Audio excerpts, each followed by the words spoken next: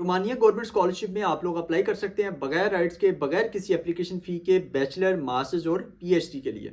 ये एक fully funded scholarship है जिसमें आपकी कोई भी एप्लीकेशन फ़ी नहीं है, कोई ट्यूशन फ़ी नहीं है, आपकी अकोमोडेशन फ्री है, उसके अलावा आपको हेल्थ इंश्योरेंस मिलेगी।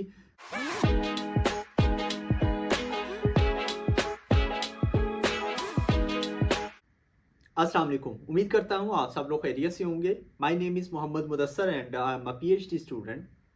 यूरोप में डिफरेंट टाइप्स के फुली फंडेड स्कॉलरशिप्स ऑफर किए जाते हैं, लेकिन ज़्यादातर जो यूरोपियन कंट्रीज़ में स्कॉलरशिप्स ऑफर किए जाते हैं वो या तो मास्टर्स के लिए होते हैं या फिर पीएचडी के लिए होती हैं। बैचलर के लिए बहुत ही कम, तकरीबन ना होने के बराबर स्कॉलरशिप्स ऑफर किए जाते हैं।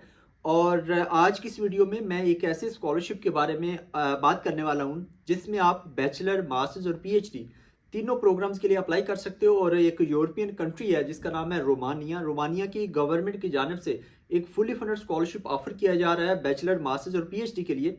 और इसमें आप लोग अप्लाई कर सकते हैं बगैर राइट्स के, बगैर किसी एप्लीकेशन फ़ी के।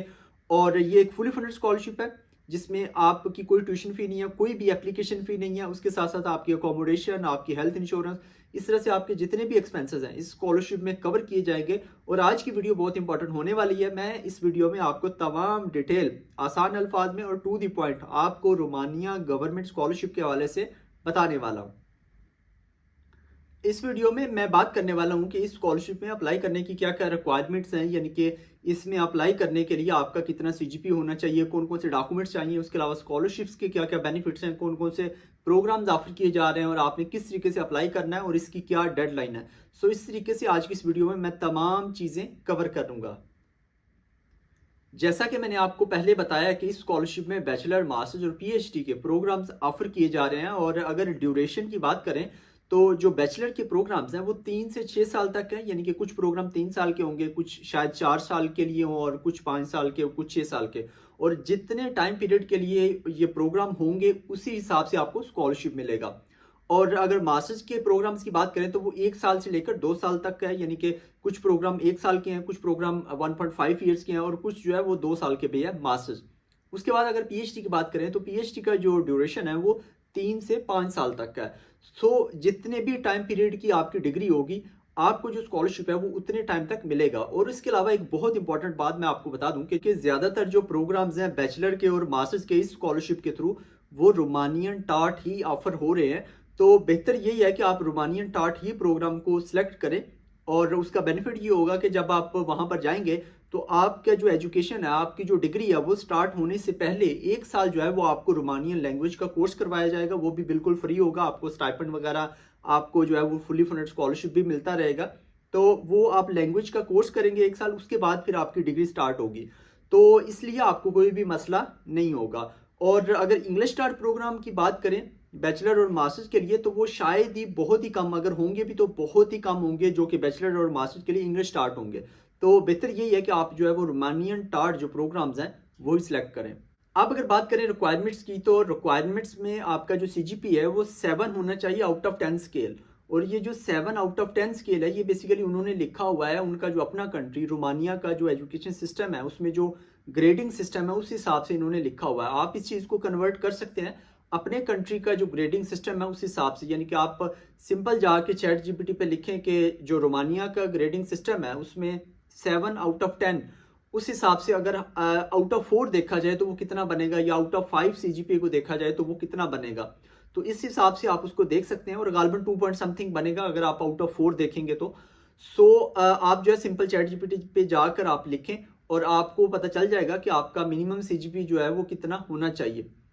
ये सिंपल रिक्वायरमेंट है। उसके अलावा अगर आप फुली फंडेड स्कॉलरशिप ढूंढ रहे हैं तो इसी चैनल की जो प्लेलिस्ट है उसमें मैंने कंट्री वाइज प्लेलिस्ट बनाई हुई है, आप लाजमी उसको विजिट करें। वहां पे आपको डिफरेंट जो फुली फंडेड स्कॉलरशिप अपॉर्चुनिटीज हैं, प्रोजेक्ट बेस्ड अपॉर्चुनिटीज हैं, उनका मटेरियल, उनकी इंफॉर्मेशन आपको वहां से मिल जाएगी और आप लाजमी विजिट करें। उसके अलावा आप हमारा जो व्हाट्सएप का चैनल है वो भी ज्वाइन कर सकते हैं, उसका लिंक आपको नीचे डिस्क्रिप्शन में मिल जाएगा। उसमें मैं जो डेली बेसिस के ऊपर जो डिफरेंट स्कॉलरशिप अपॉर्चुनिटीज़ आती हैं, भले वो प्रोजेक्ट बेस्ड हों या फिर प्रोजेक्ट बेस्ड से हट के हों, जो ऑर्गेनाइजेशन बेस्ड स्कॉलरशिप्स होते हैं या यूनिवर्सिटी बेस्ड जो स्कॉलरशिप होते हैं, उन तमाम की जो इन्फॉर्मेशन है उसको मैं अपडेट करता रहता हूँ। लाजमी आप हमारा जो व्हाट्सएप का चैनल है वो भी लाजमी ज्वाइन करें।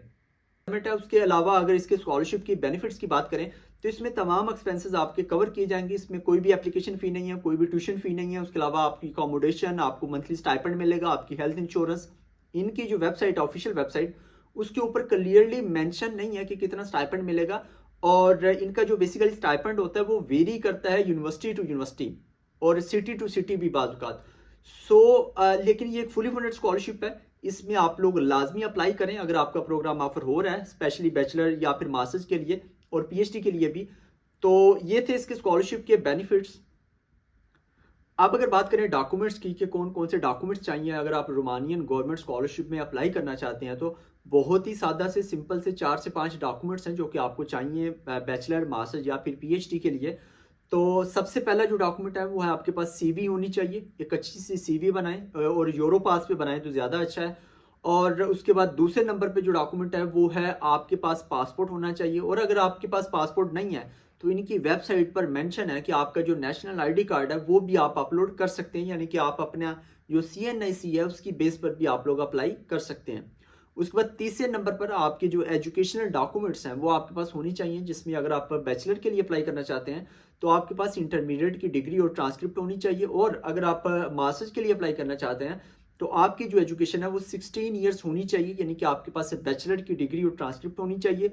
और अगर आप पीएचडी के लिए अप्लाई करना चाहते हैं तो आपकी जो एजुकेशन है वो 18 ईयर्स होनी चाहिए, यानी कि आपने मास्टर्स किया हुआ हो। ये हो गया आपके एजुकेशनल डॉक्यूमेंट्स। उसके बाद चौथे नंबर पे जो डॉक्यूमेंट चाहिए वो है आपका जो बर्थ सर्टिफिकेट है वो आपके पास होना चाहिए। और इसके साथ इन्होंने ये भी लिखा हुआ है या इससे रेलेवेंट कोई और डॉक्यूमेंट भी आप अपलोड कर सकते हैं बर्थ सर्टिफिकेट की जगह पर। और उसके बाद जो 5वें नंबर पे डॉक्यूमेंट है वो है लेटर ऑफ इंटेंट और रिसर्च प्रपोजल। ये बहुत इंपॉर्टेंट है, ये स्पेसिफिकली पीएचडी वालों के लिए। और पीएचडी वालों के लिए एक्सेप्टेंस लेटर भी ज़रूरी है। वो बेसिकली जाएंगे, एक वेबसाइट है उसका लिंक मैं नीचे डिस्क्रिप्शन में दे दूंगा, कोई मुश्किल काम नहीं है एक्सेप्टेंस लेटर भी। और ये सिर्फ पीएचडी के लिए, बैचलर और जो मास्टर्स वाले हैं उनके लिए नहीं है। ये जो वेबसाइट का लिंक मैं नीचे डिस्क्रिप्शन में दे दूंगा, वहाँ पर जाकर आपने वहाँ पर अपना प्रोग्राम लिखना है। उसके साथ साथ आपने उनका जो मीडियम ऑफ इंस्ट्रक्शन है वो सिलेक्ट करना है।